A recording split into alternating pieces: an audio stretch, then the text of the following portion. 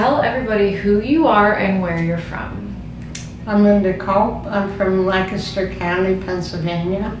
Okay, Linda, what was life like for you growing up there in Lancaster County, Pennsylvania? It was a rural area. My parents both worked, and we had a lot of babysitters. Who's we? Your My siblings? brother Larry and I. Your brother Larry. Okay, Yes. great. And so, what were some things you enjoyed there as a kid? Just palling around and playing games outside, and we'd go swimming and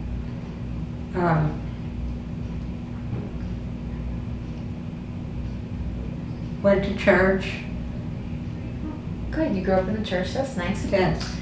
Okay, and then so you did grow up in the church. You did tell me that, and then also you met your husband in the church, right? Yes. Pretty young. You told me 21. 21, and also you did tell me that when you graduated high school, they hired you, right? Yes, I was receptionist in the high school office. They hired you to be the receptionist at the high school office. I just picture you in your cute little dress. What year was that when you graduated high school?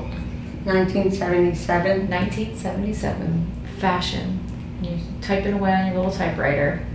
Okay, so you were a Church of the Brethren, receptionist in the high school office, and you met Gary Kulp, right? Mm-hmm. And you guys got married. Yes. And tell us a little bit about what that was like. You started a family pretty young. 5 years later. 5 years later, Yes. you had your first son, Yes, Michael. Michael. And he was, well, they didn't expect him to live a day, but he lived to be almost 5. He was severely handicapped and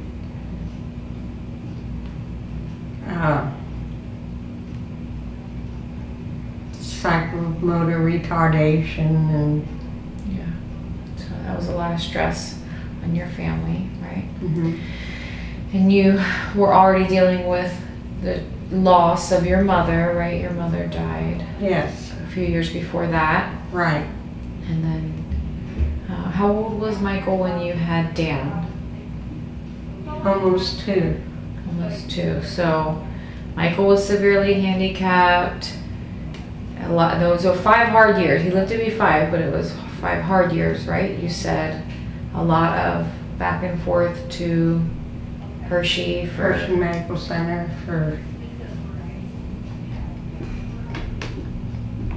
physical therapy, and I mean, he could never eat by himself, or Yeah, it was a lot of pressure and a lot of stress, and Yes. so that's already. Yeah, your addiction started when you lost your mom before the kids were even born, the alcoholism, Right. and then the kids, the stress, I'm sure, and the pressure of that life just built and built and built and built over many years, right? So then you lost Michael, which then compounded into more, right. and you related, in conversations that we've had that, just trying to self-medicate, right? Right. Which is a common thing for those of us that use drugs and alcohol to numb pain or not deal with feelings. Okay, so forward a while, raised Dan. He grows up great. He's a pastor today, by the way, so he turned out okay, thank God, right? How many years go by? Youth minister. Youth minister. Yes.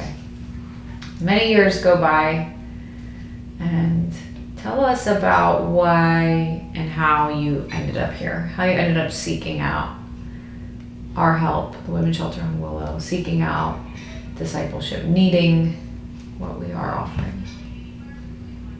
Well, my grandma lived in Lebanon, and I I found my way to Calvary Chapel, and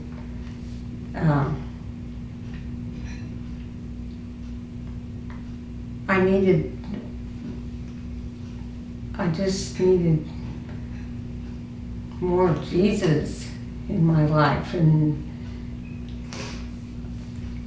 I saw that in the women's shelter, and I've been here a year now, and You have been here a year now. And so, just back up just a little. Before you came in, I remember meeting you and thinking, okay, well, are you sure that this is a good fit? And you were very persistent back then. You were calling, and we had a meeting, and we sat down, and I just remember your same demeanor, just smiling, very pleasant, and saying, I'm pretty sure that this is for me. I'm pretty sure that I want to come, that I'm willing to be here for a year, that I'll follow the rules, that I can do everything that you ask me to do. So, you went from being married and raising your family and living your life to, I think you were in Lebanon a total of about 8 years, right? Really in your alcoholism and in your active addiction for quite some time. And sometime in those 8 years, you found Calvary, and you were frequenting Calvary for a while in your active addiction. So a lot of people from church knew you. A lot of people around church knew Linda. Always smiling, always bubbly, always happy. Always half drunk, kind of.